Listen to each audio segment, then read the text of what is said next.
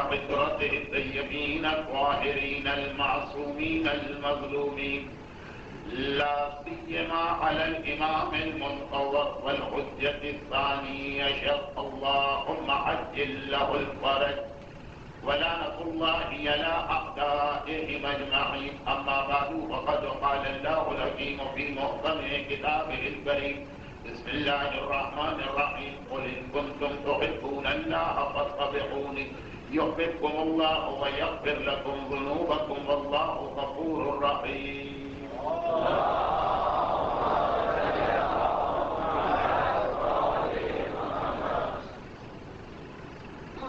مومن امیر المومنین کی نگاہ میں یہ ایک ایسا عنوان ہے کہ جو ایک آدھ عشرے میں شروع بھی نہیں ہو سکتا، مکمل کرنا تو درکنار، لیکن پھر بھی بعض مومنین کرام کو گزشتہ 5 مجالس کے حوالے سے ذرا سی شکایت ہو اور میں یہ انتظار کر رہا تھا کہ کوئی مومن اس حوالے سے شکایت کرے تو مجھے خود اپنے دل کی فریاد آپ کے سامنے پیش کرنے کا موقع ملے، لیکن اس جملے کی وضاحت سے پہلے ایک مختصر سی وضاحت۔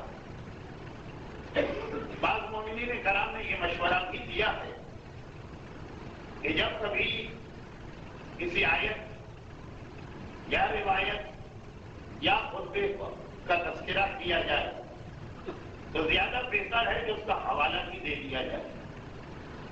جب اتنا حوالہ تو میں دے دیتا ہوں، یہ قرآن کے کس سورے کی آیت ہے، معصوم کا کلام اس کتاب کا ہے، لیکن اس کے بعد اس سے زیادہ تفصیلی حوالہ دینا میرے لیے ممکن نہیں ہوتا، اور اس کی وجہ ساری دنیا جانتی میرے حافظے کی کمزوری۔ پروردگار عالم کا احسان ہے کہ جہاں تک مجھے یاد پڑتا ابھی تک کوئی غلط بات اس ساری خطابت کی زندگی میں میری زبان سے اس حوالے سے نہیں نکلی، لیکن انتہائی کمزور حافظہ ہونے کی بنا پر کل کی بات آج بھول جاتا ہوں، سامنے بیٹھے ہوئے چہرے مجھے یاد نہیں رہتے۔ یہ ایسی مجبوری ہے کہ 30 سال سے لوگ فریاد کر رہے ہیں اور میرے پاس اس کے علاوہ کوئی حل نہیں کہ میں ایک بار ریٹائرمنٹ کا اعلان کروں۔ البتہ جو کوئی ایسی خاص روایت آتی ہے تو پھر مجلس پڑھنے سے پہلے اسے چیک کر کے آتا ہوں اور گھنٹہ 1.5 گھنٹہ وہ حافظے میں رہتا ہے حوالہ عرض کر دیتا ہوں۔ آپ کا حافظہ کتنا کمزور؟ اچھا تو خلاصہ یہ کہ پرسوں رات شب شہادت کی مجلس جس خطبے کے حوالے سے ہوئی وہ نہج البلاغہ کا خطبہ نمبر 197 تھا۔ یہ نماز کی فضیلت اور بے نمازی کی نہج البلاغہ کی روشنی میں مذمت والی بات آئی تھی۔ کل رات مولا متقیان کی جس حدیث پر مجلس آگے بڑھی تھی وہ نصیحتوں کے چیپٹر میں حدیث نمبر 234 234۔ نہج البلاغہ کے 3 حصے ہیں، پہلا خطبات، دوسرا مکتوبات اور تیسرا مختصر حکمت کی باتیں۔ تو پہلی مجلس پہلے حصے خطبات کا خطبہ نمبر 197، کل کی مجلس نصیحتوں اور کلمات القصار میں سے 234 نمبر۔ آج کی مجلس میں جو آگے چل کے خطبہ آنے والا وہ خطبہ نمبر 77۔ اس کے علاوہ 4 دن پہلے آیت اللہ سیستانی کے جس فتوے کا تذکرہ کیا گیا تھا اور آج اسی فتوے کا حصہ نمبر 2 آئے گا، یہ دونوں فتوے ان کی مشہور کتاب الفقہ للمغتربین، a code of practice for Muslims in the West، یا جدید فقہی مسائل میں جو آخری ایک ورق ہے، مسائل کے حوالے سے اس کتاب کا آخری ورق، آخری 2 صفحے، یہ سارے مسائل اس پر ہیں۔ پہلے جو مسئلہ آ چکا ہے کہ کیا جنوں کو مسخر کرنے کی اجازت ہے، یہ مسئلہ بھی اس کتاب کے آخری صفحے پر ہے، آخری ورق۔ اور آج کی مجلس میں بھی کیونکہ اسی کے تسلسل میں بات آگے بڑھے گی تو یہ حوالہ بھی اسی کتاب کا ہے۔ اب یہ سارے حوالے بڑی مشکل سے آج میں یاد کر کے آیا تھا اور آج کی اس مجلس کے شروع میں میں نے عرض کر دیے ہیں۔ صحیفہ کاملہ کی دعا یہ آپ فہرست میں دیکھ لیجئے گا، آپ کو مل جائے گی، لیکن اس میں بھی کوئی پریشانی ہوئی تو انشاءاللہ اس کا حوالہ بھی آگے چل کے دے دیا جائے گا۔ تو آج کی مجلس میں قرآن کریم کی جس آیت کی تلاوت کی جانے والی ہے، یعنی آیتیں تو شاید 1 سے زیادہ تلاوت ہو، لیکن وہ آیت کے جو آج کی مجلس کا موضوع بنے گی وہ سورہ محمد کی آیت نمبر 16 ہے، اور سورہ محمد خود سورہ نمبر 47، اور جو خطبہ اس کے حوالے سے آئے گا وہ خطبہ نمبر 77، اور جو مسئلہ اس کے حوالے سے آئے گا وہ مسئلہ نمبر 596 جو لاسٹ ورق پر ہے جدید فقہی مسائل کی۔ اب یہ سارے حوالے میں نے 4 دن لوگوں کی مختلف شکایت سن کے مجلس کے شروع میں جمع کر دیے، اور آئیے حوالوں کی بحث سے فارغ ہونے کے بعد وہ درد دل آپ کے سامنے پیش کروں کہ جس کی روشنی میں آج کی مجلس بھی بقول اس مومن کے ایک ایسے غیر متعلقہ موضوع پہ ہوگی کہ جس کا سر پیر بھی سمجھ میں نہیں آ رہا۔ وہ درد دل یہ کہ جتنی روایتیں اور قرآن کے اندر جتنے اشارے آخری زمانے کے حوالے سے پڑھیں، ان میں آخری زمانے سے کچھ پہلے کا جو زمانہ ہے، فرض کیجئے بطور مثال کہہ رہا ہوں کہ آخری زمانہ یعنی ظہور امام فرض کیجئے کہ سن 2015 میں ہونے والا ہے۔ ابھی سینٹرل امریکہ کے ملک گوئٹمالا میں جو چند نشانیاں ظہور امام کے حوالے سے ملی، اور جسے گلف کے نیوز پیپرز اور میگزین نے بھی بہت زیادہ نمایاں طور پہ شائع کیا تھا، اس لیے میں نے اس کا حوالہ تک دینا مناسب نہیں سمجھا۔ اس میں 2009 کا تذکرہ کیا گیا، چونکہ یہ یہیں کے میگزین کی خبر اور یہیں کے اخبارات میں شائع ہوئی اور ہر پڑھے لکھے آدمی نے اس کو پڑھا ہے، اس لیے میں ادھر نہیں جا رہا، لیکن میں نے کہا کہ یہ مختلف غیر مسلم ذرائع سے آنے والی خبریں بھی۔ اب میں بطور مثال کہہ دوں کہ 2015 تو اب 2010 سے 2015 کہلائے گا بالکل آخری زمانہ، اور اس سے پہلے کے 8-10 سال کہلائیں گے آخری زمانے سے کچھ پہلے کا زمانہ۔ تو روایتوں میں آخری زمانے کی جو نشانیاں بتائی گئیں ان کے بھی 2 حصے کر دیے گئے۔ بالکل بالکل بالکل آخری زمانے کی جو نشانی ہے وہ ذرا الگ، اور آخری سے کچھ پہلے تھوڑا فاصلے، وہ بھی آخری ہے، یعنی دوسرے الفاظ میں یہ کہا جائے آخری زمانے کے شروع ہوتے ہی جو نشانیاں آئیں گی، اور آخری زمانہ جب ختم ہو رہا ہوگا اس وقت جو نشانیاں ہوں گی۔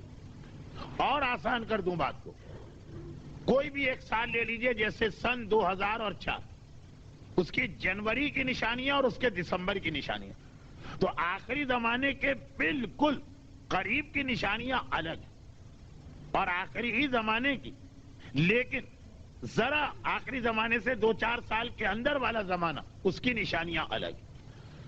اب یہ جو آخری زمانے کے شروع والی نشانیاں، اس میں نماز کا تذکرہ، حجاب کا تذکرہ،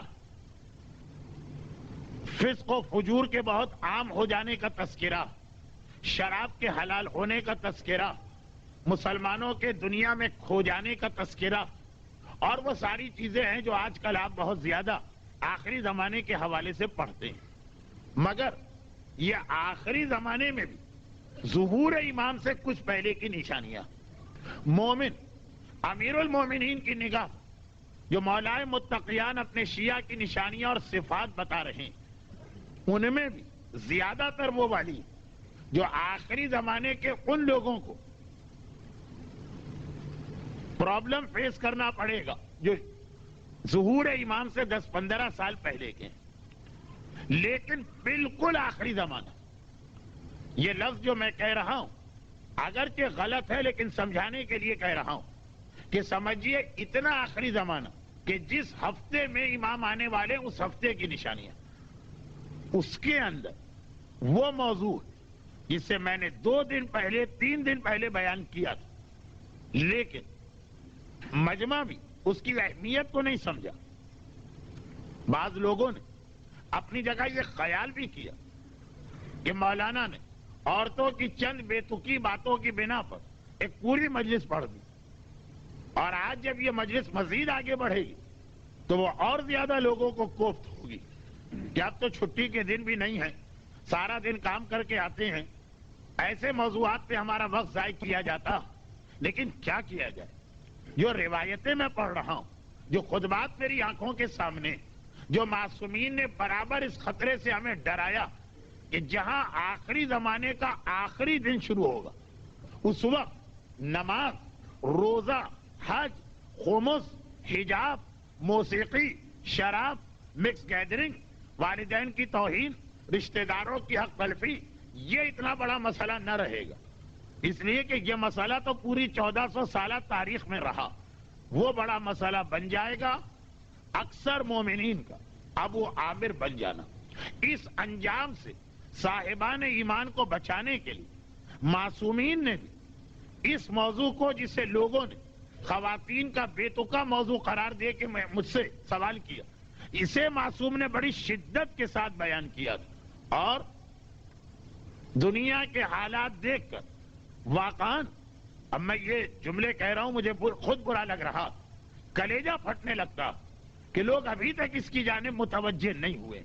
ایک بار پھر وہ جملہ عرض کر دوں جو نماز اور حجاب اور موسیقی اور رزق حرام کے حوالے سے میں اکثر کہتا رہتا ہوں، آپ کا بار بار سنا ہوا، وہ یہ کہ اسلامی معاشرے کے اندر گناہ پہلے دن بھرپور طریقے سے شروع نہیں ہوتا، یعنی ایک طویل عرصے تک جب ہندوستان کے مختلف خاص طور پر سادات گھرانوں میں یہ رواج رہا تھا کہ عورت 2 نقاب چہرے پہ ڈالے بغیر گھر سے باہر نہیں نکلتی، اور 2 نقاب کے بعد بھی اپنے دروازے سے ڈولی میں بیٹھنے کے لیے دائیں بائیں قناتیں لگائی جاتی تھی، تو ایسا نہیں کہ پھر ایک دن اعلان ہوا کہ اب اس سال 1 جنوری سے یہ حجاب ختم کیا جا رہا اور ساری عورتیں اس دن سے بے پردہ ہو رہی۔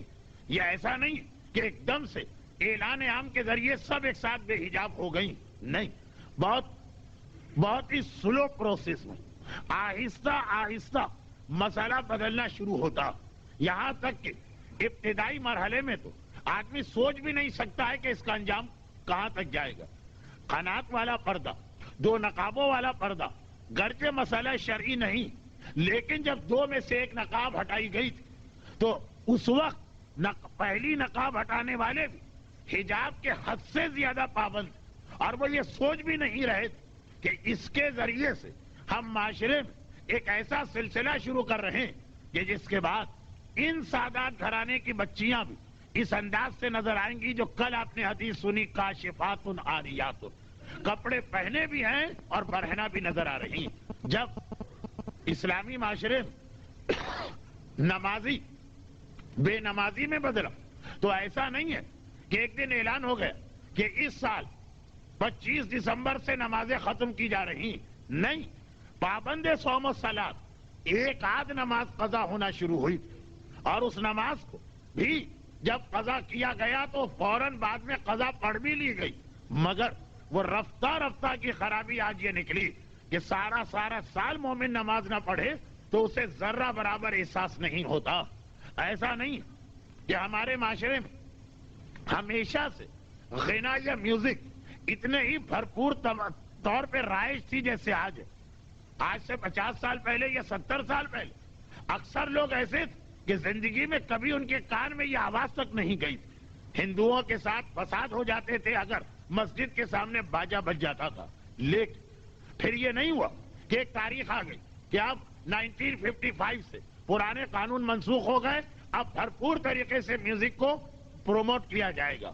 بہت ہی آہستہ آہستہ دبے پاؤں اس انداز سے ہمارے گھروں میں یہ گناہ داخل ہوا کہ اس وقت والے پہلے آدمی کو جو ریڈیو خرید کے لایا, مجھے یاد ہے کہ پاکستان میں بڑے بھرپور پیمانے پر یہ میوزک کا رواج ریڈیو سے ہوا تھا. یہ فلمیں بعد میں ایک طویل عرصے تک تھیٹر کی جانب رخ کرنا بھی گناہ کبیرہ سمجھا جاتا تھا, اور ریڈیو آیا, حالات ایسے ہوئے, سیاسی حالات ایسے ہوئے, ایک جنگ چھڑ گئی انڈیا اور پاکستان میں, مجبوری بنا کے اس کو لایا گیا.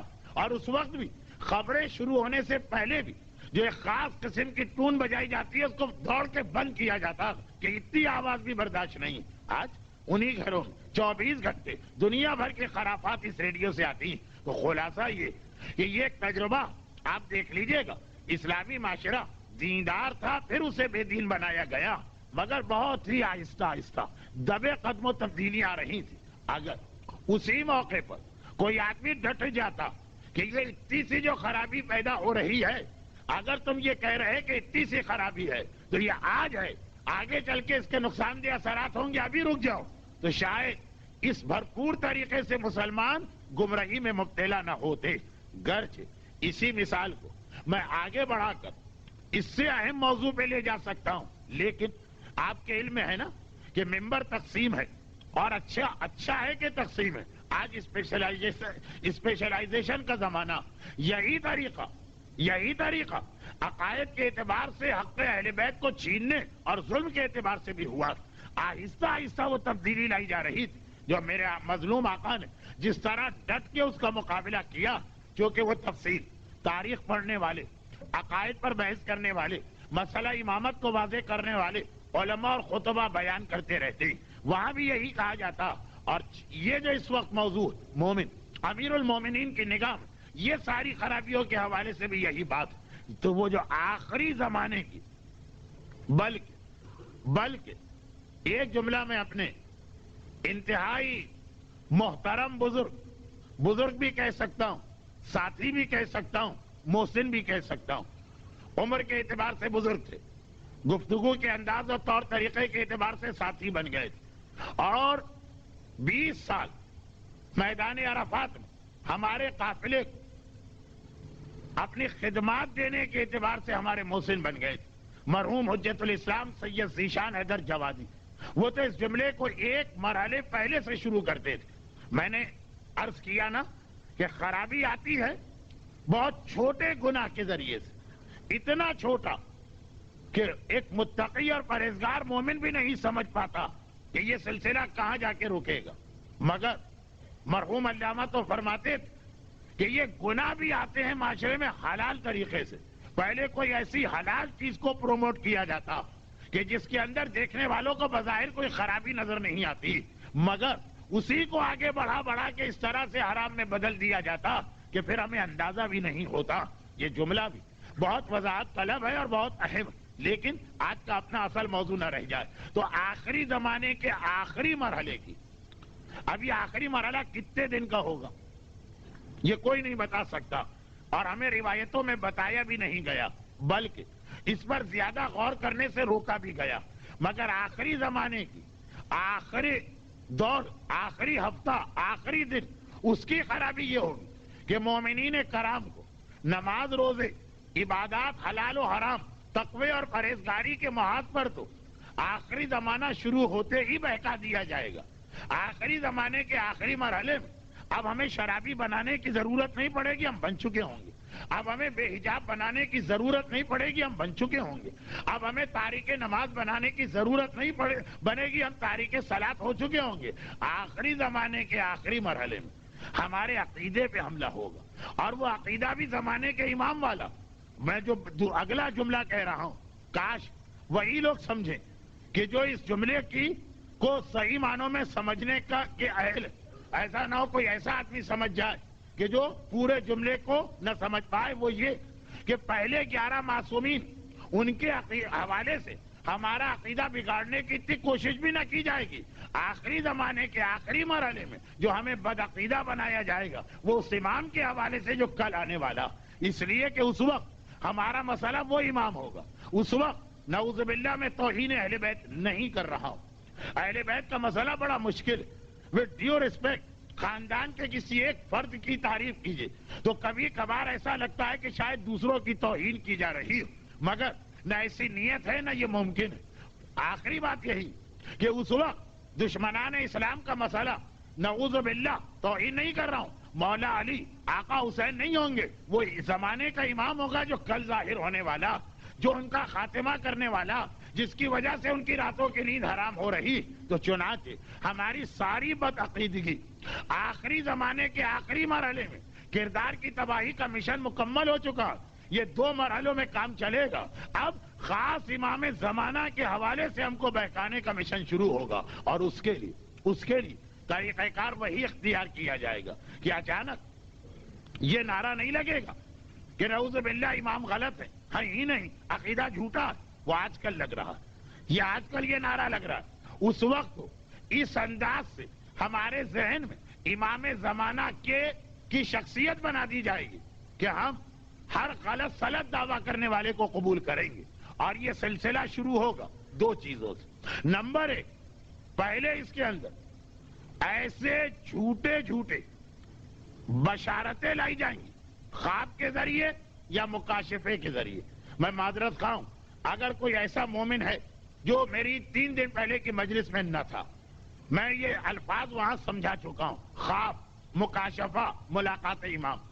لیکن یہ جو جھوٹی باتیں لائی جائیں گی, یہ اتنا بڑا خطرہ کہ میں خود سمجھیے محاورتاً کہہ رہا ہوں, تنہائی میں رو دیتا ہوں کہ جو اتنا بڑا خطرہ, اسے میں مومنین تک ممبر کے ذریعے پہنچانا چاہتا ہوں.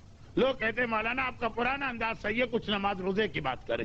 یہ کیا آپ عورتوں کی بے تکی باتوں میں آ گئے؟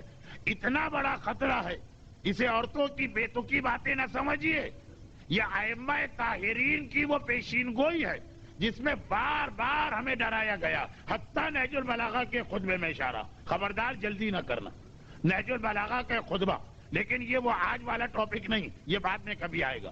خلاصہ یہ ہے کہ واقعاً بار بار کہا گیا یہ خطرہ. ابو عامر, ایک اشارہ میں نے کیا, آدھا مجمع جانتا ہے اس لیے کہ میں شارجہ ہی امام بارگاہ کی اس مجلس میں بھی یہ واقعہ پڑھ چکا ہوں اور گھروں کی مجلس میں بھی. مگر کیا تھا یہی مسئلہ تو تھا کہ اتنا نیک اور مقدس انسان کہ اگرچہ وہ اہل کتاب نہیں, بت پرست ہے, مدینے کے بت پرست قبیلوں سے تعلق رکھتا, مگر اس کو ٹائٹل دے دیا گیا تھا راہب. اب دیکھیے بت پرست جو تھے مدینے کے, جو بعد میں انصار مدینہ بنے, چونکہ یہ اہل کتاب نہیں تھے اس لیے ان کے پاس عبادتوں وغیرہ کا کوئی کنسپٹ نہیں تھا, مگر متاثر ضرور ہوتے تھے عبادتوں سے.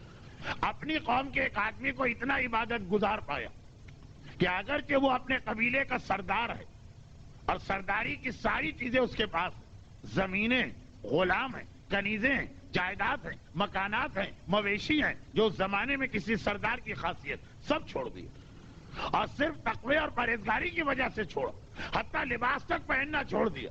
لیکن ہندو سادھوؤں کی طرح سے ننگ ڈھنگ نہیں گھومتا, بلکہ ٹاٹ اور بوریے کے بنا ہوا لباس پہنتا. وہ بھی لباس کیا, اس کے اندر ایک سوراخ کیا اور بوری کو اپنے ہاتھ پہ چڑھا لی. کہا کہ یہ لباس ایسی چیز نہیں ہے جس کے لیے پیسہ خرچ کیا جائے. وہ بت پرست جن کے پاس نماز اور روزے کا تصور نہیں, سارا سال روزے سے رہتا, اور سارا سال جو عبادت کا طریقہ اس نے اہل کتاب سے سیکھا ہے ویسی عبادت کرتا.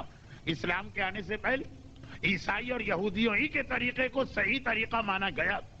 چنانچہ ساری قوم اس کے تقدس اور تقوی کی ایسی دھوم مچی, لوگ اس کا نام بھول گئے. ابو عامر, اسے کہنے لگے راہب, یعنی اس زمانے کے اعتبار سے بڑا اہم خطاب.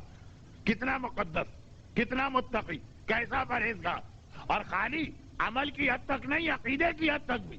مدینے کا یہ واحد بت پرست تھا جو پیغمبر کی نبوت پر ان کے ظاہر ہونے سے پہلے ایمان رکھتا تھا, اور خالی ایمان نہیں رکھتا تھا, باقی لوگوں کو قائل کرتا تھا دیکھیے ایمان تو ہم بھی کتنی باتوں پہ رکھتے ہیں، ہمت نہیں ہوتی ہے دوسروں کو امر بالمعروف کرنے کی.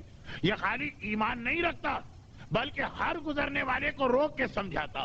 اور آپ کو معلوم ہے کہ ہر معاشرے میں ایک ہی کہانی ہوتی، بوڑھے مذاق اڑا کے چلے جاتے ہیں، مڈل ایج کے لوگ پاگل سمجھ کے چلے جاتے ہیں. البتہ نوجوان جن کے ذہن پہ ابھی دوسرے خیالات اتنے حاوی نہیں ہوئے وہ اس کی باتیں بڑے شوق سے سنتے ہیں. ینگسٹر کا، نوجوانوں کا ایک گروپ اس نے تیار کر لیا تھا جن کے دلوں میں پیغمبر کی محبت پیدا کر دی تھی. ہمیشہ اس کا ایک ہاتھ مکے کی جانب اٹھا رہتا، اور یہ اس لیے اٹھا رہتا کہ ہر آنے جانے والے سے کہتا کہ اللہ کی وہ بشارت، اللہ کا وہ تحفہ، پروردگار کا وہ انعام وہاں سے آنے والا. جبکہ مکہ اس وقت تک تو مسلمانوں کا بھی قبلہ نہیں بنا، لیکن پیغمبر کے آنے کے بعد کتنی بڑی تبدیلی اس کے اندر آ گئی کہ پیغمبر کے بدترین دشمنوں میں عبداللہ ابن ابی کا نام تو ہم کو یاد ہے، ابو عامر کا نام عبداللہ ابن ابی سے بھی ایک درجے اوپر. یعنی اتنا بدتر دشمن تھا کہ رسول اللہ نے عبداللہ ابن ابی کو کبھی اس طرح کھلم کھلا نہ مذمت کی نہ اس کے خلاف کوئی لفظ کہا. لیکن یہ اتنا بدترین دشمن تھا کہ اللہ کے رسول نے اس کا ٹائٹل چینج کیا، کہا یہ راہب کہلاتا ہے، اس کو راہب نہ کہو، فاسق و فاجر کہو. یہ اس کا لقب بن گیا. آج کتابوں میں جیسے ابو جہل کو ابو جہل لکھا جاتا ہے، اس کو فاسق لکھا جاتا ہے، ٹائٹل بن گیا. پیغمبر نے عبداللہ ابن ابی کو ایسا کوئی ٹائٹل نہیں دیا تھا، یعنی اس سے بھی زیادہ اسلام کا دشمن تھا. اور اس دشمنی کا سلسلہ ایسا چلا کہ عجیب بات تھی، سارے پیغمبر کے ماننے والے مکے سے ہجرت کر کے مدینے جا رہے تھے. یہ واحد آدمی تھا جو پیغمبر کی دشمنی میں مدینہ چھوڑ کے مکہ جا رہا تھا، اپنا شہر چھوڑ کر، کہ یہ رہنے کے قابل نہ رہا. یا وہ آدمی آ گیا ہے جس کا میں کھلا دشمن. بدر کی لڑائی، احد کی لڑائی، خندق کی لڑائی، تینوں لڑائیوں میں اس کا حصہ. میدان جنگ میں آتا ہے، حتیٰ اپنے سگے بیٹے کے سامنے آ جاتا ہے میدان احد میں. لیکن خندق کی لڑائی کے بعد ذرا دیکھیے اس کی دشمنی. خندق کی لڑائی کے بعد خود مکے کے کافر ٹھنڈے پڑ گئے. اب ابو سفیان میں ہمت نہیں تھی، اب مکے کے مشرکین میں ہمت نہیں تھی. خندق کی لڑائی کے بعد مکے والے کبھی اسلام کے سامنے نہیں آئے. مگر یہ اب خیبر پہنچا اور وہاں جا کر خیبر کے یہودی جو پہلے سے ہی دشمنی اسلام میں جلے بھنے تھے انہیں بھڑکایا.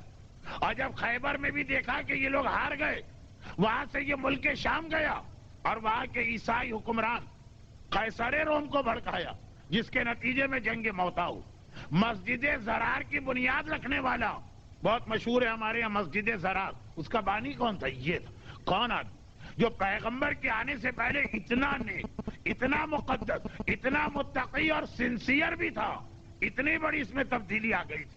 اگرچہ اس کے واقعات اور بھی بہت سارے ہیں مگر میں اسے روکتا ہوں. البتہ ایک سوال کسی نے پوچھا، اور چونکہ خیبر کا لفظ میری زبان پہ آیا اس لیے سمجھا رہا ہوں.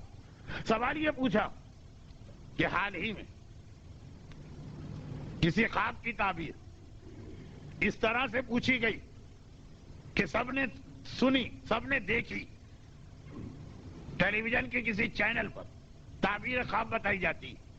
ایک خاتون نے، اور آن لائن ہوتا ہے یہ سلسلہ، سوال کیا کہ میں نے یہ خواب دیکھا کہ آسمان پہ چمکتے ہوا چاند میری گود میں آ گرا اور میں اسے دودھ پلا رہی ہوں.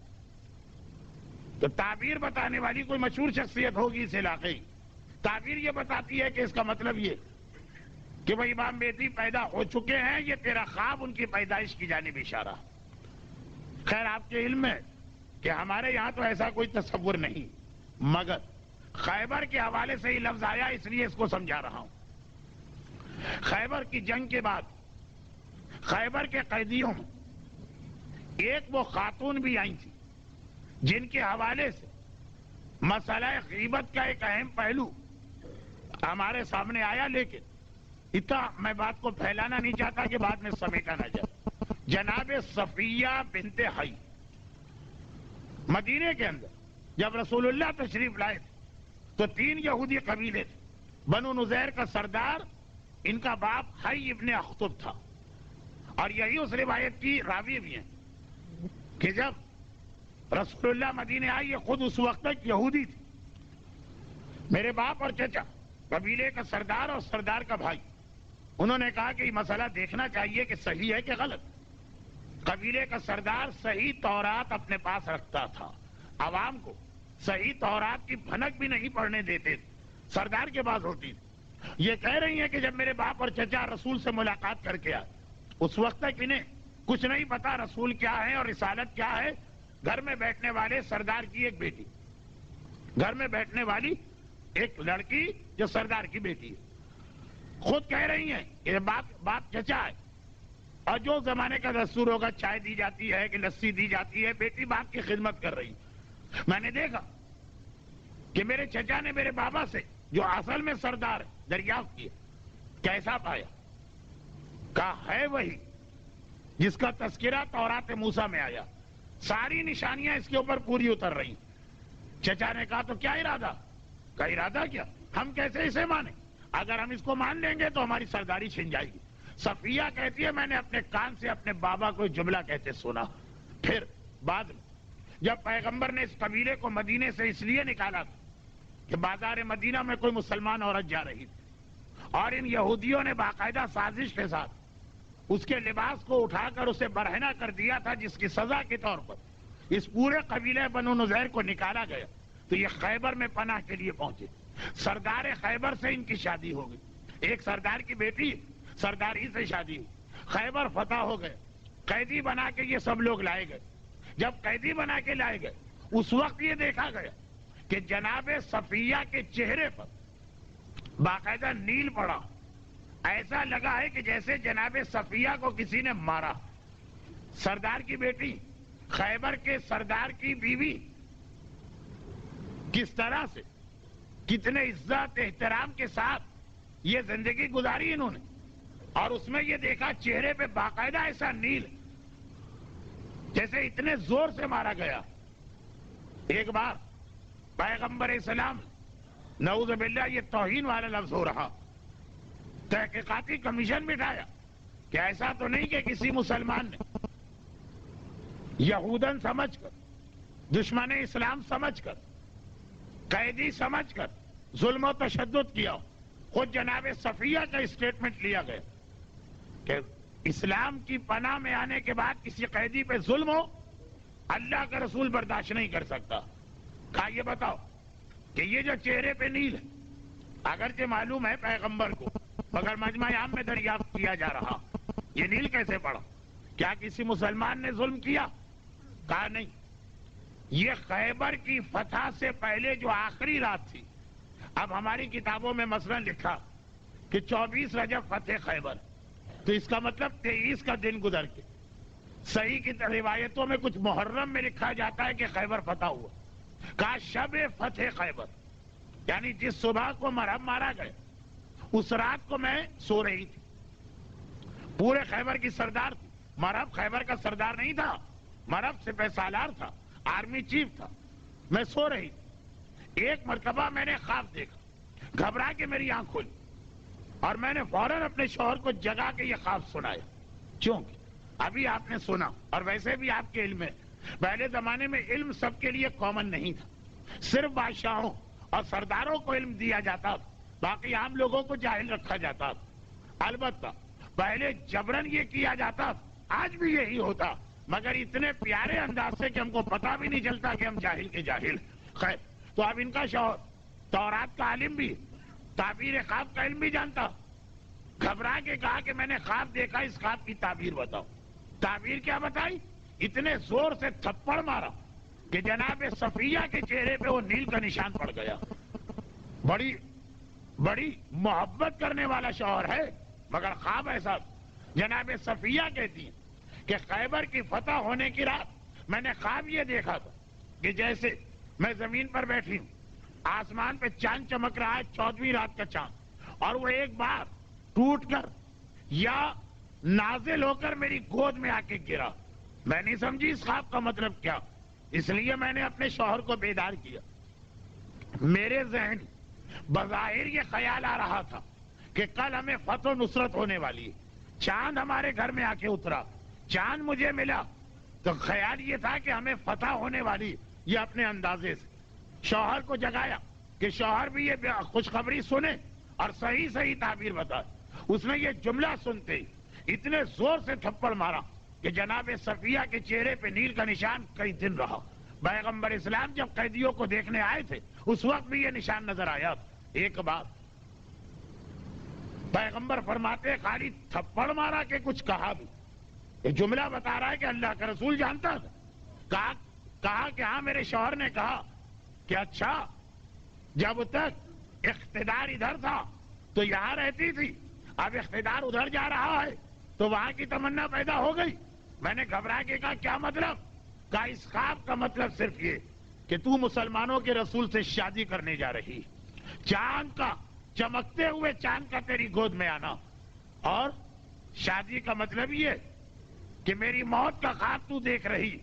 جناب صفیہ بنت حی کہتی اس وقت تک ان کو بھی نہیں پتا، جب رسول اللہ سے بات ہو رہی ہے اس وقت تک ان کو بھی نہیں پتا تھا کہ آگے چل کر مجھے میری شادی رسول سے ہونے والی ہے۔ کہا اللہ کے رسول میں نے تو خالی یہ خواب دیکھا تھا، لیکن وہ یہودی، وہ دشمن اسلام سمجھ گیا کہ چاند کا اشارہ کس جانب ہے۔ یہ واقعہ میں نے خاص وجہ سے بھی بیان کیا، وہ یہ کہ واقعاً صفیہ بنت حی اسٹیٹس، روک دوں پہلے اس روایت کو، اپنے ٹاپک کو، ایک جملہ کہوں، گھر کے ابھی منزل مصائب نہیں آئی، پھر آگے بڑھ۔ اللہ کے رسول نے فقط ایک قیدی کے چہرے پہ ایک ایسے نیل کے نشان کو دیکھا جو نیل کا نشان بھی اس کے اپنے شوہر کی وجہ سے لگا، برداشت نہ کر سکے، سارے مسلمانوں کو جمع کر کے کیس چلایا گیا۔ اپنی بیٹی کے بدن پہ پڑنے والا کوڑا اور اپنے خاندان کی چھوٹی چھوٹی بچیوں کے رخسار پہ تماچوں کے نشان، مگر وہ منزل ابھی آتی ہے۔ یہ جناب صفیہ بنت حی کا اسٹیٹس ہے۔ ان کا خواب اس وقت تک یہودن تھی، سردار خیبر کی بیوی تھی، مگر یہ خواب بالکل سچا تھا، چاند والا۔ اب آپ نے ابھی سنا کہ ٹیلی ویژن کے کسی چینل پر چاند والا خواب دوبارہ نظر آیا۔ اب کیونکہ یہ والا واقعہ تعبیر بتانے والے کے علم میں ہوگا اور اس نے یہ سوچا ہوگا کہ چاند کا مطلب ہے پیغمبر، لیکن آج کل تو پیغمبر نہیں ہے، تو مطلب ہوگا امام مہدی۔ اس نے اس انداز سے اپنے عقیدے کے مطابق اس کی تعبیر بتائی کہ وہ پیدا ہو گئے۔ ہمارے اعتبار سے تعبیر ہوگی کہ ان کا وقت ظہور بہت قریب آ گیا، لیکن یہ سلسلہ اگر آگے چلا تو اسی انداز کے کچھ اور خواب، اب وہ منزل آ جائے گی کہ جہاں ہمیں یہ خواب سننے کو ملیں گے کہ امام نے مجھے حکم دیا ہے کہ جا کے فلاں کام کرو۔ جیسے پاکستان کے علاقے میں ایسے خواب خواتین نے دیکھے، ہمیں کہا گیا فلاں علاقے میں جاؤ اور فلاں علاقے کے مومنین کرام سے کہو تمہیں یہ کام کرنا۔ جیسے بحرین کا واقعہ، جیسے اسلامی حکومت کے باوجود ایران کا واقعہ، جیسے کینیڈا کا واقعہ، یہ سب 4 دن پہلے چیزیں آ چکی اور یہ سلسلہ بڑھتا رہے گا۔ اچھا، مدد اس لیے ملے گی کہ تاریخ اسلام میں اس انداز کے سچے خواب گزر چکے ہیں، تو اب تو ایک مرتبہ اور تائید ہو جائے گی۔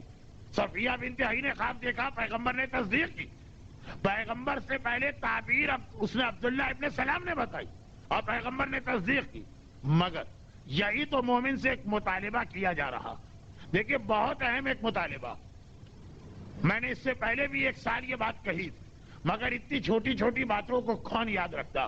وہ یہ کہ وہ باطل اسلامی معاشرے میں تو بالکل نہیں چل سکتا جو باطل بن کے آئے، اعلان کرے میں باطل ہوں، اعلان کرے میں غلط کہہ رہا ہوں، اعلان کرے کہ میں غلط کر رہا ہوں پھر بھی میری بات مانو۔ ایسا احمق مسلمان کون ہوگا جو اس کی بات مان لے؟ باطل کو پتا ہے کہ اسلامی معاشرے میں اگر دکانداری چلانا ہے تو حق کے ساتھ مل کے چلانا ہوگی۔ باطل کبھی خالص بن کے نہیں آئے گا، وہ 22 کیرٹ کا گولڈ نہیں بنے گا، اس کے اندر تھوڑا سا وہ حق کو ملائے گا، بلکہ اوپری لیبل حق کا لگائے گا۔ باطل ہمیشہ حق کے ساتھ مکس ہو کے ہمارے پاس آئے گا، جس کے نتیجے میں اچھے خاصے لوگ کنفیوز ہو جائیں گے۔ یہ یاد رکھیے گا، اسلامی معاشرے میں باطل کا طریقہ کار یہی، وہ کبھی نہیں کہے گا کہ میں شراب خانے سے آ رہا ہوں اور مجھے یہ بشارت ہوئی، وہ کہے گا میں مسجد النبوی سے آ رہا ہوں اور وہاں پہ مجھے یہ بشارت ہوئی۔ اسے معلوم ہے کہ اسلامی معاشرہ کتنا ہی برا کیوں نہ ہو جائے، وہ پیور خالص کھرے باطل کو برداشت نہیں کرے گا۔ تو یہ جو قرآن نے بھی کہا وَلَا تَلْبِسُوا الْحَقَّ بِالْبَاطِلِ، دیکھو حق اور باطل کو ملاؤ نہیں، وہ بار بار اسی لیے کہا گیا کہ باطل حق کا لباس پہن کے آئے گا، میک اپ حق کا کرے گا، اوپر والا لباس حق کا پہنے ہوگا، اور جب لوگ اس سے دھوکہ کھائیں گے وہ اپنا کام شروع کرے گا۔ مومن اس سے یہ خاص خواہش معصومین نے کی، مومن امیر المومنین کی نگاہ میں ایک خاص خواہش کی، اور وہ یہ کہ کم از کم اتنی سمجھ مومن میں ہونا چاہیے کہ اگر باطل حق کے ساتھ مکس ہو کے آ رہا تو وہ پہچان لے، اس کے کان کھڑے ہو جائیں، وہ ہوشیار ہو جائے، کم از کم اتنی صلاحیت مومن میں ہونا چاہیے، ورنہ وہ مومن ہوگا امیر المومنین کی نگاہ میں وہ مومن قرار نہیں پائے گا۔ اور اس میں خاص طور پر کہانت، یہ اس لیے کہہ رہا ہوں کہ ضروری نہیں ہے کہ اس قسم کی بشارتیں دینے والی عورتیں اور مرد سب غلط ہوں، ان کو بھی دھوکے میں کسی نے مبتلا کیا۔ دیکھیں ایک بہت پرانا ہمارا فقہی مسئلہ، کسی بھی مرجع کی تفصیلی کتاب اٹھا کے دیکھی، کہانت حرام ہے اور اس پر یقین کرنا بھی حرام ہے۔ اور نہج البلاغہ کے خطبہ نمبر 77 میں کس طرح سے میرے مولا نے تذکرہ کیا، الکاہن کالساحر والساحر کالکافر والکافر فی النار، خبردار ڈرتے اور گھبراتے رہنا کاہن سے، یہ جادوگر کی طرح ہوتا، اور جادوگر کافر کی طرح ہے اور کافر جہنم میں۔ یہ ہے کیا چیز؟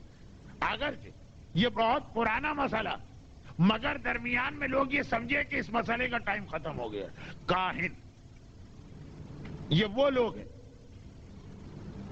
جن کا یا تو یہ خیال ہے کہ کوئی آ کر انہیں غیب کی خبریں دیتا، کوئی جن ان کے پاس آتا، پیالی کے اندر کنڈ یا تیل کے اندر پرانے واقعات کی تفصیل بتاتے، ایک غیبی آواز انہیں سنائی دیتی، اور یا پھر اس میں وہ لوگ بھی آتے ہیں کہ جو خواب میں کسی غیبی آواز کو یا کسی انسان کو دیکھتے ہیں اور سمجھتے ہیں کہ یہ رسول ہے یا امام ہے، اور ہمیں جو خبر دے گئے ہمیں اس پہ یقین کرنا۔ کاہن بدترین گناہوں میں سے ایک گناہ، نہج البلاغہ کے خطبہ 77 کا اسٹائل دیکھی۔ اور یہ بھی میں بتا دوں کہ یہ وہ سارے افراد ہیں جو آخری زمانے میں اس طرح پھر سے سرگرم ہو جائیں گے کہ تحفۃ العوام پرانی کتاب ہے، اس میں یہ مسئلہ نہیں، توضیح المسائل ہے، اس میں یہ مسئلہ نہیں، شرح الامہ میں یہ مسئلہ ہے، یا جدید فقہی مسائل والی کتاب میں پھر یہ مسئلہ آ گیا۔ کیوں؟ اس لیے کہ آخری زمانے میں یہ مسئلہ بہت پھیلے گا۔ اور ایک مختصر سی بات آج میں عرض کر دوں، باقی تفصیلات اب تفصیلات کا وقت تو نہیں، کہ یہ سلسلہ کہ کسی کے پاس غیبی آواز آئے گی، کسی کو آنے والا انسان یہ کہے گا کہ میں نبی یا امام ہوں، کسی کو بشارتیں ملیں گی، کسی سے کہا جائے گا فلاں علاقے میں جا کے یہ کام کرو یا علاقے والوں کو یہ کام کرواؤ، یہ سارا وہ سلسلہ جو آج آخری دور فقط اس لیے شروع کیا گیا کہ اس کے حوالے سے ہمیں زمانے کے امام کے بارے میں شک میں مبتلا کیا جائے۔ اور ایک مختصر سی بات ذرا سا موضوع سے ہٹ کے عرض کروں، دیکھیں یہ علم نجوم یا علم کہانت یہ اتنی صدیوں سے جو چل رہا ہے تو کیوں چل رہا؟ ابھی آپ نے سنا نا کہ پیور باطل نہیں چل سکتا، یہ اس لیے چل رہا کہ پہلے یہ بالکل سچا علم ہوتا تھا۔ کیوں؟ وہ بہت ہی مشہور روایت ہے، آپ کی سنی ہوئی ہے، خالی اشارہ کر رہا ہوں، اس لیے کہ شیطان کو جب کک آؤٹ کیا گیا فخرج منہا فإنک رجیم، نکل جا یہاں سے تو مردود ہے، تو پھر بھی 7ویں آسمان تک آنے کی اجازت تھی، وہ آ سکتا تھا، نکالا گیا ہے 7ویں آسمان کے بعد والے علاقے جنت سے، وہاں تک آ سکتا۔ اب جو وہاں آتا تو وہ یہ کان کھڑے کر کے آتا، آنکھیں کھول کے آتا، عقل استعمال کر کے آتا۔ شیطان جن ہے اور جن صاحب عقل مخلوق ہے، تبھی آغا سیستانی کا 4 دن پہلے کا فتویٰ میں نے پڑھا تھا۔ مگر یہ کان کھول کے اور آنکھیں اور عقل استعمال کر کے آنے کا مطلب کیا؟ بظاہر دوستوں سے ملنے آتا اور بڑا خوش اخلاق مشہور ہے فرشتوں میں کہ بھائی یہاں سے نکال دیا گیا، مردود ہو گیا، لیکن اس نے پرانے رشتے ابھی کاٹے نہیں۔ مگر وہ سنتا آتا کہ فرشتے آپس میں کیا بات کر رہے، کیا بات ہوتی کہ بھائی مجھے آرڈر ملا ہے کہ کراچی میں جا کے فلاں مومن جو ہے اس کے بیٹے کو موت دینا ہے۔ ملک الموت اپنے دوست سے کہہ رہا، سن لیا اسے۔ میکائیل کو سن لیا، مجھے آرڈر ملا ہے کہ لندن میں جا کے فلاں مومن کے جاب کو ختم کرانا ہے تاکہ اس کا امتحان رزق کے حوالے سے ہو، سن لیا اسے۔ اور اسی طرح سے تمام فرشتوں کی بات، فرشتے آپس میں بات چیت کرتے ہیں، معصوم ہیں، گناہ کا تصور نہیں، جب تک کہ خدا کی طرف سے پابندی نہ آئے کہ خبردار کسی اور کو نہ بتانا، بتانے میں قباحت بھی نہیں ہوتی۔ بلکہ آسمان سے آتے جاتے فرشتے راستے میں کہیں رکتے بھی ہیں۔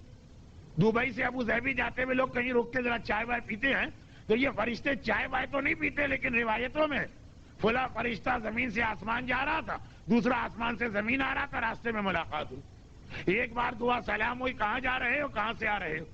آسمان والا بتاتا ہے جا کہاں رہا ہوں، زمین والا بتاتا ہے آ کہاں سے رہا ہوں۔ اب یہ ساری باتیں شیطان جہاں جہاں وہ جا سکتا، کیونکہ شیطان ایک وقت میں کئی جگہ پہنچ جاتا، نظر بھی نہیں آتا اور سارے کام کرتا۔ مسلمانوں کے سارے فتوے صرف زمانے کے امام کے بارے میں ہیں کہ غائب ہے تو نظر کیوں نہیں آتے، اتنی لمبی عمر کیسے ہے، ہر ایک کو ہدایت کیسے دے رہے۔ شیطان کے بارے میں کوئی فتویٰ نہیں، ہر چیز پہ یقین ہے۔ یہ سارا مسلمانوں کا مشترکہ فتویٰ میں پڑھ رہا ہوں کہ شیطان سنتا بھی ہے، دیکھتا بھی ہے، کئی جگہ پہنچ بھی جاتا ہے، عمر بھی بڑی لمبی ہے، نظر بھی نہیں آتا، اپنا کام بھی کر رہا۔ خیر، اب یہ ساری باتیں سنی اور فوراً جا کر دنیا میں مختلف افراد کو بتا دی۔ اب وہ بھاگا بھاگا گیا لندن، بھائی فلاں آدمی سے جا کے کہہ دینا تمہارا جاب چھوٹنے والا، وہ سن کر آیا ہے میکائیل سے۔ وہ بھاگا بھاگا آیا کراچی، بھائی فلاں، ہر جگہ اس کا ایک نمائندہ ہے جسے کاہن کہتے ہیں، وہ آدمی جو کبھی تیل کا، کبھی پیالی کا، کبھی کسی چھوٹے سے بچے کا، اور کبھی ویسے ہی مختلف خبریں دیتا۔ بھاگا بھاگا گیا، بھائی فلاں آدمی سے جا کے کہہ دو تمہارا بیٹا مرنے والا۔ بھاگا بھاگا وہ پہنچا، مثلا وہ جو فرشتہ زمین سے جا رہا اور آسمان والے سے کہہ کے گیا کہ ابھی ابھی میں مثلا لاہور میں کسی کا مکان جلا کے آیا ہوں، اب یہ جا کے لندن میں اس کے رشتہ دار کو پیغام دیتا کہ تمہارے رشتہ دار کا مکان جل گیا۔ پرانا زمانہ، نہ ٹیلی فون، نہ موبائل، نہ فیکس، نہ ای میل، نہ انٹرنیٹ، ایک دم سے 2 مہینے بعد اس سے پتا چلا فلاں تاریخ کو اتنے بجے یہ مکان جل گیا۔ وہ تو کتنا معتقد ہو گیا کہ اس آدمی نے ٹھیک اسی وقت پر اتنے ہی بجے بتا دیا تھا کہ وہ مکان جل گیا۔ آپ دیکھیے ایسے واقعات بزرگوں کے حالات میں ملیں گے۔ فلاں شخص بڑے مقدس بزرگ، بھائی کیوں ہیں؟ کہا اس لیے کہ انہوں نے ایک آدمی سے کہہ دیا تمہارا مال آ رہا تھا 7 سمندر پار، اتنے بج کے اتنے منٹ پہ وہ جہاز ڈوب گیا۔ 2 مہینے بعد اطلاعی کا ایسا ہی ہوا۔ اب تو یہ آدمی واقعا ان بزرگ کے تقدس پہ ایمان لے کے آ گیا۔ اب یہ سارا سلسلہ چل رہا تھا، جو آرڈرز آنے والے وہ بھی سنتا ہے، جو فرشتے واپس کام کر کے جا رہے ہیں ان کی باتیں بھی سنتا۔ تو اب اور ہر جگہ اس کے آدمی صحیح خبر نکلتی ہے، 100% پرفیکٹ۔ پھر حضرت عیسیٰ کی ولادت کے بعد روک دیا گیا، کہا اب یہ چوتھے آسمان کے آگے نہیں جا سکتا۔ اب اسے جو خبریں ملتی ہیں آدھی صحیح ہوتی، آدھی غلط ہوتی۔ کیا مطلب؟ پہلے، دوسرے، تیسرے، چوتھے آسمان اور جو زمین سے فرشتے جا رہے ہیں ان کی خبریں سنتا۔ باقی والے، میکائیل اب اس کے کنٹرول میں نہیں ہے، وہ تو 7ویں آسمان پہ رہتے ہیں۔ ملک الموت اب اس کے اختیار میں نہیں، وہ 7ویں پہ رہتا۔ تو اب پہلے 4 آسمانوں کی سچی خبر دیتا اور باقی اپنے اندازے سے کہہ دیتا۔ اندازے صحیح بھی نکلتے، غلط بھی نکلتے، اور تجربے کار آدمی کے اندازے 70% صحیح نکل جاتے ہیں۔ چنانچہ ابھی بھی اس کی گاڑی چل رہی۔ پیغمبر اسلام کی ولادت کی رات 17 ربیع الاول کو علماء یہ حدیث آپ کو سناتے ہیں نا کہ اس دن شیطان کا داخلہ پہلے آسمان پر بھی بند ہو گیا چنانچہ اب اس کے پاس کوئی خبر نہیں. اب جتنی باتیں یہ کہتا ہے جھوٹی کہتا, مگر کہتا کس سے؟ سوال یہ. دو طریقے. ایک تو ہر علاقے میں اس نے ایسے لوگ رکھے جنہیں کاہن کہا جاتا, وہ اپنے آپ کو کاہن اب نہیں کہیں گے, اب تو کہیں گے اب امام زمانہ کی طرف سے مقرر کردہ نمائندے. اور دوسرا خواب میں آ کر بڑی مقدس و نورانی شکلیں بنا بنا کے یہ کہتا. شکل ایسی ہوتی ہے کہ ہماری عورتیں اور مردوں کو تو چھوڑیے, جناب حاجرہ تک شکل سے دھوکہ کھا جائے. حاجرہ کسی معمولی شخصیت کا نام نہیں. حاجرہ ایک نبی کی بیوی, حاجرہ ایک نبی کی ماں, حاجرہ وہ عظیم شخصیت کہ جن کی دعا اس طرح سے قبول ہوئی کہ قیامت تک کے مسلمان اور انسان زمزم کے پانی سے استفادہ کریں. حاجرہ جن کی سنت صفا و مروہ میں دوڑنا, نبی ہو, ولی ہو, مرجع ہو, عالم ہو, مجتہد ہو, عام مومن ہو, عام مسلمان ہو, سب کو اس پہ عمل کرنا پڑ رہا. مگر جناب حاجرہ تک دھوکہ کھا گئی. جب شیطان نے آ کر یہ کہا کہ دیکھو میں تمہارے لیے ایک اہم خبر لے کے آ رہا ہوں, ایسی شکل ہوگی کہ حاجرہ نے رک کر اسے بات کرنے دی. اگر وہ سینگ نکلے ہوتے, اگر وہ دانت نکلے ہوتے, اگر وہ چہرے پہ وحشت و خونخاریت ٹپک رہی ہوتی, ایک لمحے کے لیے حاجرہ نہ ٹھہرتی. اتنا نیک, اتنا مقدس, ایسا بزرگ بن کے آیا ہوگا. حاجرہ بھی رک گئی. اور ایک مرتبہ کہا کیا خبر, کہا تمہارے شوہر کا دماغ خراب ہو گیا, تمہارے بیٹے کو ذبح کرنے لے جا رہا. ہر ایک کو معلوم ہے حاجرہ نے کنکر مار کر کب بھگایا, شکل دیکھ کے نہیں بھگایا, اپنے جملوں میں پھنس گیا. لو آپ اپنے دام میں صیاد آ گیا. ایک جملہ ایسا کہا کہ حاجرہ سمجھ گئی. جب یہ کہا کہ تمہارے شوہر کا دماغ خراب ہو گیا, کہا جو نبی کے دماغ کی خرابی کی بات کرے وہ شیطان ہی ہو سکتا.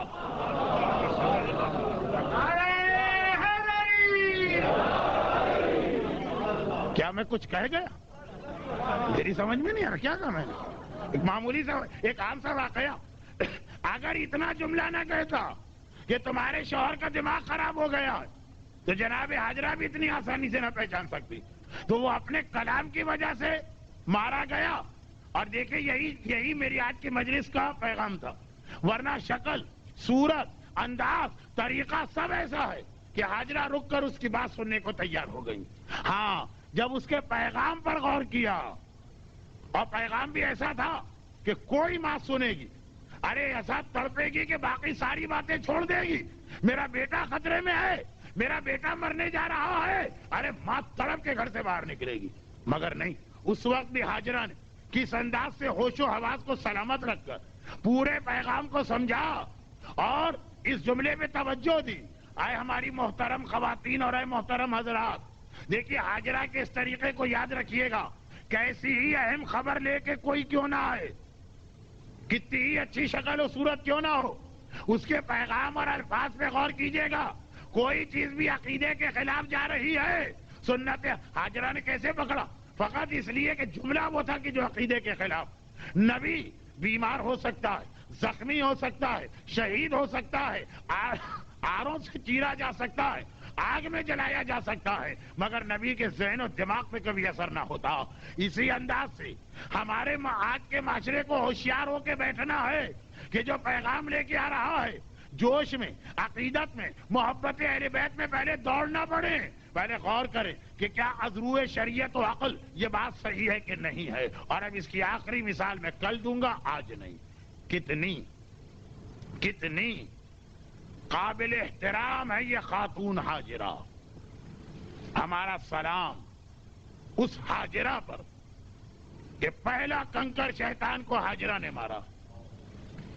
صفا و مروہ میں حاجرہ دوڑی, زمزم حاجرہ کی دعا سے وجود میں آیا, خانہ کعبہ اور مکہ مکرمہ حاجرہ کی وجہ سے آباد ہوا.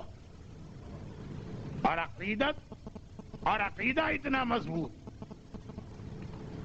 کہ جب شیطان نے وہ بات کہی کہ دنیا کا ہر آدمی برداشت کر لے, ماں برداشت نہیں کر سکتی, کہ تیرا بیٹا خنجر تلے آ رہا ہے, تب بھی ایک طرف اپنے آپ کو اتنا سنبھالا کہ شریعت کی روشنی میں کہا تو شیطان, اور مرضی پروردگار کی روشنی میں کہا کہ میرا شوہر اگر میرے بیٹے کو لے گیا ہے تو صرف حکم خدا سے لے گیا ہوگا, اور اگر حکم خدا آ گیا تو رضاً بقضائہ وتسلیما لامرہ، میں ماں ہوں مگر راضی ہوں اس کے حکم پر. پھر بھی ماں تو ماں ہے نا. جب واپس اسماعیل آئے تو وہ ہاجرہ جو یہ سمجھ کے بیٹھی تھی کہ اب میرا اسماعیل نہیں آ سکتا، جب واپس آتے ہیں تو یہ منظر دیکھ کر کہ میرے بیٹے کے گلے پر ایک ہلکا سا نشان تو نظر آ رہا، تڑپ گئیں، گلے سے لگایا، بار بار اسی نشان کو چھو رہی. بیٹا یہ نشان کیا ہے؟ کہا بابا نے چھری رکھ کے ذرا سا دبا دیا تھا. ہائے میرے لال، اگر یہ چھری چل جاتی تو تجھ پہ کیا گزرتی اور تیری ماں پہ کیا گزرتی. روایت یہ ہے کہ روتے روتے غش کھا کے گر پڑی اور اسی غشی کے عالم میں 17 دن کے بعد انتقال کیا. ہاجرہ ہمارا سلام عقیدت قبول کیجیے. آپ اللہ کی راہ میں کتنی بڑی قربانی دینے کو تیار تھی، لیکن قربانی دینے کے لیے تیار ہونا اور بات ہے اور بیٹے کی محبت اور بات ہے. قربانی کے لیے تیار ہیں مگر بیٹے کی محبت میں پھر اس دنیا میں نہ رہ سکی. ہائے اگر میرا بیٹا مارا جاتا، یہی تصور ہاجرہ کی موت کا سبب بنا. مگر اے ہاجرہ، آپ کی توہین کیے بغیر صرف اتنا کہوں گا کہ ایک بار کربلا کے میدان میں چل کے دیکھ لیجیے. ہمارے لاکھ لاکھ سلام اس لیلا کو، ہمارے 1000 سلام اس رباب کو، ہمارے سر عقیدت اور احترام سے جھکتے جائیں اس ام فروا کے سامنے کہ آپ خالی یہ تصور کر کے بے ہوش ہو گئیں. لیلا نے بیٹے کا کٹا سر دیکھا، رباب نے ششمائے کے چھدے ہوئے گلے کو دیکھا، فروا نے اپنے قاسم کے ٹکڑے ٹکڑے بدن کو دیکھا. مگر کسی منزل پر، کسی مرحلے پر کوئی ایسا جملہ زبان پہ آیا جو خلاف شریعت ہو یا خلاف صبر ہو. جو جملہ ہر سال کہتا ہوں اس سال بھی کہوں گا. میں توہین زینب و کلثوم نہیں کر رہا ہوں، لیکن یہ جملہ عرض کرنے کو دل چاہتا کہ علی کے نام کی لاج علی کی بیٹیوں نے رکھی سو رکھی، حقیقی معنوں میں علی اور فاطمہ کے نام کی لاج ان کی بہوؤں نے رکھی. یہ معصومہ نہیں تھی، یہ معصوم گھرانے میں پیدا نہیں ہوئی تھی، انہوں نے کسی معصومہ کا دودھ نہیں پیا تھا، یہ کسی معصوم باپ کی گود میں نہیں پرورش پائی تھی، یہ کسی معصوم گھرانے میں نہیں رہی تھی بچپنے میں، امتی تھی.